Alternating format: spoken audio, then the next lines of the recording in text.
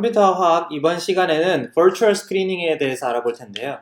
이번 시간에 배울 내용은 Virtual Screening을 이용을 해서 SARS-CoV-2 메인 프로테이즈에 결합할 수 있는 Drug Candidate, 그러니까 신약 후보 물질을 찾아내는 것입니다. 그 중에서도 오늘은 이제 Drug Repurposing을 수행하는 연습을 한번 해보도록 할 겁니다. 네, Virtual Screening이라고 하는 것은 저희가 이제 지난 시간에 잠깐 얘기를 했지만은 수만 개 혹은 수십만 개, 수백만 개의 후보 물질들이 있을 때, 물질 데이터베이스가 미리 있을 때, 물질 데이터베이스들이 있을 때 그 데이터로부터 이제 자, 이렇게 해서 설명을 하겠습니다. 지금 이제 여기에 이렇게 수많은 물질들이 있을 때 수많은 물질들로부터 라이브러리, 그러니까 지금 이런 이제 그 수많은 물질들의 모임을 보통 이제 라이브러리라고 부르는데요. 그런 라이브러리에서 특정 단백질에 강하게 결합할 것으로 생각되는 몰레큘을 찾아내는 것이 바로 이제 Virtual Screening Approach입니다.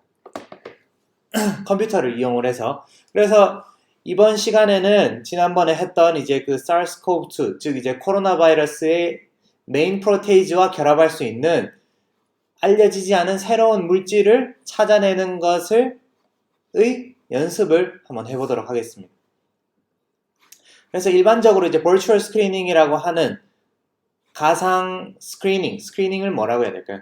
일종의 탐색 혹은 걸러낸다, 가상으로 걸러내는 이런 과정은 처음에는 일반적으로 이제 라이브러리라고 시작하는 컴파운드의 모임, 화합물의 모임에서부터 시작을 합니다.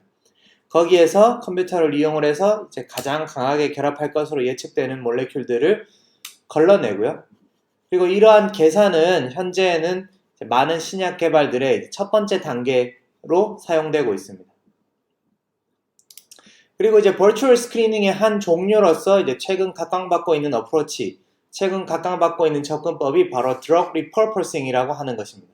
한국어로는 약물 재창출이라고 하게 되는데요. 약물 재창출이라고 하는 이 어프로치는 간단히 얘기해서 이미 discovered, 그러니까 이미 승인된, 이미 발견된 약들을 이용을 해서 그 약이 내가 몰랐던 다른 어떤 효능을 나타낸 것인지 그것을 발견해내는 것을 바로 이제 Drug Repurposing이라고 하게 됩니다. 그러니까 용어를 잘 보시면은 원래의 purpose, 원래의 목적이 있는데 원래 드럭의 퍼포스가 있는데 이제 그것을 벗어나서 이제 새로운 질환에 적용시킬 수 있도록 드럭을 이제 다른 목적으로 활용한다라는 뜻이 됩니다. 그래서 이 드럭 리퍼포싱의 장점은 가장 큰 장점이라고 하면은 톡시시티에 대해서 걱정할 필요가 없다는 거죠.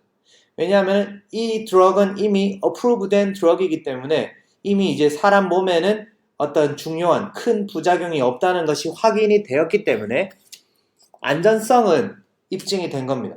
그렇기 때문에 결국 입증해야 되는 것은 이 약이 내가 처음에 생각했을 때는 A라는 질병에 작용할 거라고 생각을 하고 개발을 해서 시판 허가를 받았는데 알고 보니 이게 B라는 질환에도 효과가 있더라 라는 것을 증명을 하면은 똑같은 약인데 이거를 이제 B 목적을 위해서도 사용을 할 수 있다는 것이죠. 그래서 이 목적으로 이제 가장 대표적인 것이 최근에 각광받고 있는 렘데시비르죠. 렘데시비르가 에볼라 바이러스 치료제로서 개발이 되었지만은 이제 효과가 사실은 그렇게 아주 뛰어나지 않은 것 같다라고 해서 이제 리젝이 되었었는데 알고 보니 그 렘데시비르를 이제 코로나 바이러스 사용을 했더니 어느 정도 효과가 있었다라고 하는 것이죠. 물론 이제 그 효능에 대해서 얼마나 큰 효과가 있는지는 조금 더 지켜봐야 되겠죠. 그래서 여기 왼쪽 밑에 있는 표를 보시면은 이제 X축은 return, 그러니까 즉 보상이죠, 그죠? Y축은 risk, 얼마나 위험과 cost, 그 비용이 드느냐 개발하는데, 자, 지네릭 드럭이라고 하는 거는 지네릭은 이미 있는 거를 그냥 복제한 약이죠. 복제약입니다. 복제약. 그러니까 특허가 끝난 약을 특허가 걸려있는 약들은 구조식이 공개가 되어 있기 때문에 구조식은 공개되어 있으니까 여러분들이 합성을 하면 되죠. 합성을 해서 팔 수가 있는데 초창기에는 약이 개발되고 초창기에는 페이턴트, 즉 특허가 걸려있기 때문에 아무나 카피해서 팔 수가 없지만 이제 특정 시한, 뭐 7년이든 10년이든 시한이 지나면은 특허가 만료되면서 이제 아무나 카피해서 팔 수가 있죠. 그래서 그 카피해서 파는 약들을 우리가 이제 지네릭 드럭이라고 하고요. 그것들은 이제 당연히 코스트, 리스크는 매우 낮습니다. 이미 그 시장에서 검증되고 이제 여러 가지 실험을 통해 안정성과 효능이 검증된 약이니까. 하지만 이제 리턴도 낮죠. 왜냐하면은 처음 개발했던 사람들이 이미 독점적으로 한 10년 동안 판 후에 이제 나오는 것이기 때문에 그냥 카피해서 파는 것이기 때문에 비싸게 받을 수가 없습니다. 자, 노블 드럭이라고 하는 거는 노블 드럭은 이제 완전히 새로운 드럭이죠. 새로운 약인데 기존에 치료제가 없던 질환에 대해서 새로운 약을 개발한 것이기 때문에 완전히 새로운 약을 개발한 것이기 때문에 리턴은 굉장히 높습니다. 그러니까 이제 떼돈을 벌 수 있다는 얘기죠. 하지만 이거를 찾아내는 게 매우 어렵기 때문에 리스크와 코스트도 굉장히 높다. 하이 리스크, 하이 리턴이라는 것이죠. 그리고 리퍼퍼싱의 경우에는 사실 여기 이제 X축이 이쪽으로 많이 와 있는데, 그러니까 성공을 하면은, 그러니까 기존에 있던 약인데, 얘가 알고 봤더니 다른 질환에도 잘 듣네? 라는 거를 발견을 하면은 우리가 이제 용도 특허라는 거를 낼 수가 있습니다. 물질 특허가 아니라 이제 어떤 특정한 다른 용도로 사용하는 특허를 낼 수가 있는데, 그래서 이미 개발되어 있는 약을 새로 사용하는 거기 때문에 리스크도 낮고 코스트도 낮습니다. 하지만 이제 리턴은 지네릭보다는 나을 수 있다. 용도 특허를 통해서. 그래서 사실은 이제 그 용도에 따라 다르겠지만은 이제 리턴이 뭐 어느 정도, 그러니까 지네릭과 노블 사이에 있다. 근데 사실 이 그림에서는 리턴이 상당히 높은 것처럼 돼 있는데 사실 이 정도까지 되는 경우는 잘 없는 걸로 알고 있습니다. 이것이 이제 드럭 리퍼퍼싱의 개념이고요. 그래서 이제 de novo drug design, de novo라고 하는 것은 라틴어로 이제 처음부터 완전히 새로운 이런 뜻입니다. 그러니까 완전히 새로운 약을 개발하는 것과 drug repurposing을 하는 것을 비교를 해보면은 자, de novo discovery 같은 경우에는 대략 10년, 짧으면 10년, 길게는 13년에서 15년 정도 걸리고요. 비용도 적게 들면 약 1조 원에서 많이 들면 약 2조 원 이상, 굉장히 많은 시간과 돈이 들지만 이제 성공을 하면은 이제 굉장히 큰 리턴을 받을 수가 있다라는 거죠. 뭐 예를 들어서 이제 우리가 탈모 치료제를 발견을 했다. 아직까지는 알려진 탈모 치료제는 없죠. 그러니까 아직까지 알려진 공인된 탈모 치료제는 딱 두 가지입니다. 그러니까 프로페시아, 먹는 약은 프로페시아고 바르는 것은 미녹시딜인데 그것들도 사실은 이제 머리를 나게 해준다기보다는 뭐 빠지는 거를 막는다에 가깝기 때문에 악화되는 것을 막아준다. 뭐 이런 것에 가까운데 정말로 이제 뭐 어떤 이제 그 딱 먹으면은 이제 머리가 막 나는 그런 약을 만들었다. 그러면은 뭐 엄청난 떼돈을 벌겠죠. 혹은 이제 뭐 딱 뭐 매일 알약을 먹으면은 이제 암이 치료되는 어떤 약을 개발했다. 그러면은 뭐 그죠? 네. 빌 게이츠 저리 가라 할 정도로 돈을 많이 벌 수가 있겠죠. 하지만 그런 게 매우 어렵다는 거죠. 자, 그런데 이제 반면에 drug repurposing은 아까 얘기했지만은 돈이 적게 들고 이미 개발되어 있는 거를 다른 용도로 사용하는 거기 때문에 돈도 적게 들고 개발하는 시간도 훨씬 짧습니다. 그러니까 디스커버리에는 짧게 걸리고 이런 프리클리니컬, 클리니컬 어프로벌들도 이제 이미 했던 스텝을 조금 줄여서 하면 되기 때문에 시간도 짧게 걸리고 돈도 훨씬 적게 됩니다. 하지만 이제 페이턴트 이슈가 있을 수가 있다는 거죠. 그러니까 누군가 이미 그 개발을 해서 특허를 건 물질이기 때문에 내가 이거를 다른 용도로 사용하겠다. 특허를 걸 수 있지만은 이제 그 특허라는 게 이제 뭐 여러 가지 복잡한 법적인 이슈를 가지고 있을 수가 있어서 항상 성공한다고 보기에는 어려운 점이 있죠. 어쨌든 이러한 차이가 있고요. 그래서 최근에도 이제 코로나 바이러스에 작용하는 물질을 찾기 위해서 가장 먼저 하는 것이 바로 이제 drug repurposing입니다. 그러니까 코로나 바이러스 치료제를 완전히 바닥부터 찾는 것은 굉장히 어려운 일이기 때문에 아까 얘기했지만 거의 한 10년 가까이 걸릴 수 있는 일이기 때문에 이제 우리가 그렇게까지는 할 수가 없죠. 그러니까 이제 그 가장 빨리 할 수 있는 어프로치가 이미 존재하는 약들을 그냥 코로나 바이러스에 쳐보는 거죠. 막 쳐서 이제 얘 코로나 바이러스를 억제하느냐를 일단 살펴보는 거죠. 우리가 갖고 있는 약들 중에서. 그래서 알려진 약물 중에 코로나19에 효과가 있는 약물을 찾고자 하는 시도를 현재 진행 중이고요. 이거를 한국어로는 약물 재창출이다 라고 보통 부릅니다. 그래서 이제 이런 기사들도 많이 났어요. 그래서 아마 기사를 보고 있는 학생들은 한 번씩 봤을 거고요.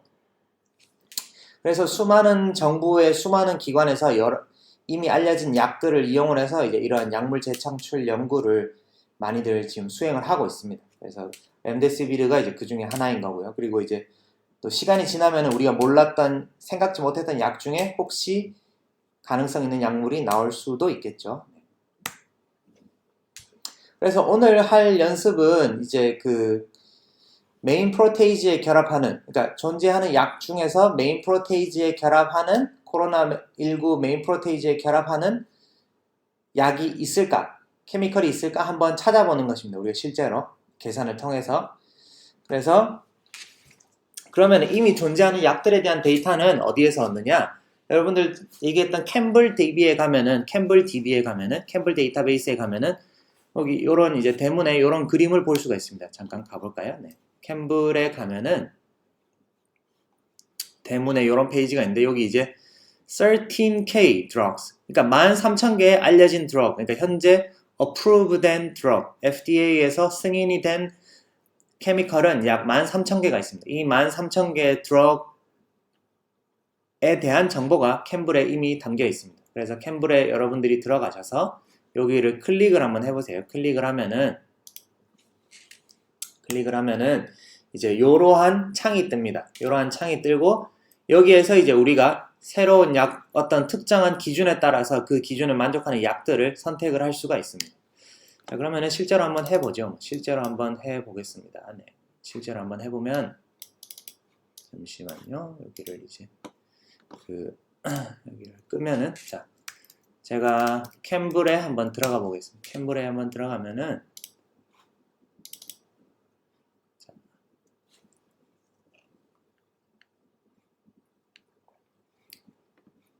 캠블 여기 있죠. 그래서 여기를 클릭을 하고요.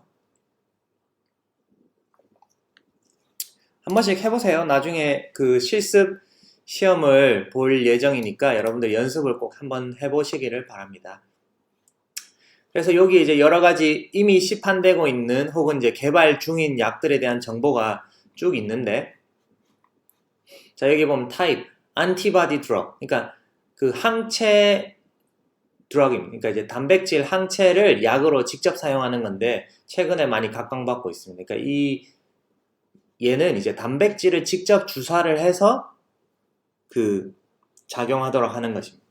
그래서 이제 안티바디 드럭이 한 820가지 27개 있고, 그 다음에 우리가 보통 다루는 것들은 여기 이제 스몰 몰레큘 드럭 약 한 10,000개 정도 있죠. 그럼 스몰 몰레큘 드럭을 클릭을 하면은 그 스몰 몰레큘 드럭들만 이렇게 남게 됩니다. 스몰 몰레큘 드럭만 남게 되고요. 그 다음에 맥스 페이즈는 이제 몇 상까지 실험을 했냐. 그러니까 0이면은 그 전임상, 그죠? 그러니까 동물 실험 정도까지 진행이 된 거고, 1상까지 진행된 거, 2상까지 진행된 거, 3상까지 진행된 거, 그 다음 4상. 4상이라고 하는 거는 이제 거의 승인이 난 것, 이런 이제 얘기가 되겠습니다. 자, 그 다음에 R5 violation이라고 돼 있는 거는 요거는 이제 reactive 그룹을 이제 R5라고 하는 게 여기 캠블에서 자기들이 지정을 한 일종 이제 reactive 그룹, reactive functional 그룹을 얘기하는 거예요. 그러니까 reactive functional 그룹이 많으면은 생각을 해보면은 이 어떤 케미컬이 몸 안에 들어갔을 때 금방 어떤 이제 화학 반응을 일으켜서 그 펑셔널 그룹이 변형이 되고 그러면은 약이 이제 작용을 할 수가 없게 되죠. 그래서 R5, 리액티브 그룹이 많으면 많을수록 안 좋게 됩니다. 그러니까 약효를 발휘하기가 힘듭니다. 그래서 이제 적은 것들이 대다수고요. 그 다음 molecular weight에 따라서 이렇게 분류가 되어 있죠. molecular weight. 여러분들이 지난번에 배웠던 그 리핀스키스 룰 오브 5가 주로 어디에서 어디라고 했죠? 그러니까 약이 되는 분자들이 대략 200에서 500 정도의 molecular weight을 가진다. 그죠? 네. 여기서도 볼 수가 있죠. 200에서 300, 300에서 400이 제일 많고 400에서 500이 그 다음 사실은 근데 이제 조금 500이 넘는 것들도 최근에는 꽤 많이 개발이 되고 있습니다. 이렇게 개발이 되고 있고요. 자, 그래서 이렇게 해서 이제 드럭을 브라우즈를 할 수가 있고, 그래서 여기 있는 것들을 전부 다 select all 뭐 이렇게 몇 개를 셀렉트 한 다음에 내가 이렇게 이제 SDF 파일로 이렇게 다운로드를 하겠다. 그러면 click here to download your file. 그래서 여기를 클릭 here를 하면은 이렇게 파일을 다운로드 받을 수가 있습니다. 이렇게 해서 다운로드를 받으면은 여기 이제 바로 이제 이런 SDF 파일이 되는 거고요. 이 SDF 파일을 열면은 지금 아보가드로가 뜨고 있는데 이제 아보가드로를 우리 아보가드로를 열지 말고 좀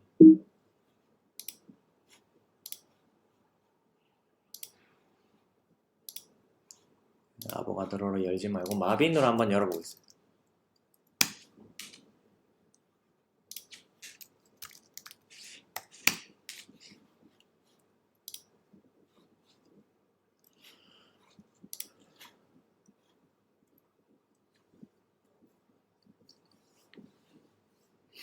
자, 마빈으로 열면은 자, 오픈.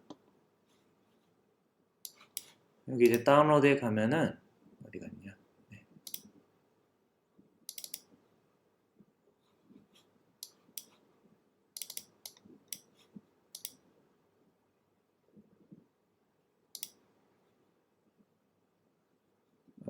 여기 다운로드에 있어야 되는데. 네, 여기 지금 이렇게 이제 땡기면은 그 파일을 열면은 여러 가지 이제 그 몰레큘들이 이제 보여야 되는데, 네, 잠시만요. 왜 한 개만 뜨지?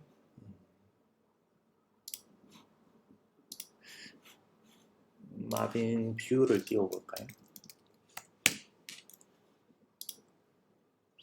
안 뜨네요. 네, 하여튼 이제 여기 이제 SDF 파일을 이렇게 다운을 받으면은 여러분들이 이제 그 여기에 그 몰레큘들의 정보가 담겨 있습니다. 그러면 저 SDF 파일을 한번 그냥 열어볼까요? 그러면 이제 그냥 메모 텍스트 편집기로 한번 열어볼게요. 텍스트 편집기로 열면은 이렇게 몰레큘들의 정보가 담겨 있습니다. 이렇게 캠블 아이디가 있고요, 네임이 있고요. 이렇게 이제 몰레큘들의 수천 개의 몰레큘들의 정보가 여기 담겨 있습니다. 그래서 여기에서 몰레큘을 다운을 받아서 여러분들이 실제 계산에 사용을 하실 수가 있습니다. 사용을 하실 수가 있고요. 그래서 아까 얘기했지만은 이제 그 옆에 있는 필터를 사용을 하면은 여러분들이 원하는 드럭을 좀 더 쉽게 검색을 하실 수가 있고요. 그 다음에 이제 또 이미 승인된 약들에 대한 것들, 약들에 대한 정보를 쉽게 얻을 수 있는 사이트 중에 하나가 또 전에 잠깐 얘기를 했지만은 여기 드럭뱅크라는 드럭 데이터베이스에서 여러분들이 또 이제 새로운 그 데이터를 얻을 수가 있습니다. 여기 그래서 다운로드에 가면은 이제 파일들을 다운로드 받으실 수도 있고요. 여기에서 타이레놀이라고 치면은 여기 아세트아미노펜, 타이레놀의 성분이 바로 아세트아미노펜이죠. 아세트아미노펜의 여러 가지 정보들을 이렇게 얻을 수 있는 사이트, 드럭뱅크라는 사이트도 있습니다. 그렇고요. 그래서 이제 우리는 이제 그 처음 리간드 파일을 처음부터 여러분들이 다 가공하는 거는 시간이 너무 오래 걸리기 때문에 이제 제가 조금 해놨고요. 그래서 이번 세션에서는 이미 존재하는 1000개의 드럭을 그 지난 시간에 다뤘던 COVID-19 메인 프로테이즈에다가 다킹을 시켜서 그 중에서 가장 가능성 있는 몰레큘을 찾아내는 연습을 해보겠습니다. 그래서 우리가 지난번에 사용했던 단백질을 그대로 사용하면 되기 때문에 여러분들이 지난번 실습했던 파일들을 안 지웠으면 그대로 다시 사용을 하시면 됩니다. 사용을 하시면 되고요. 그러면은 잠깐 쉬었다가 우리 이제 다음 세션에서 일단은 다킹하는 것을 실제로 한번 해보도록 하겠습니다.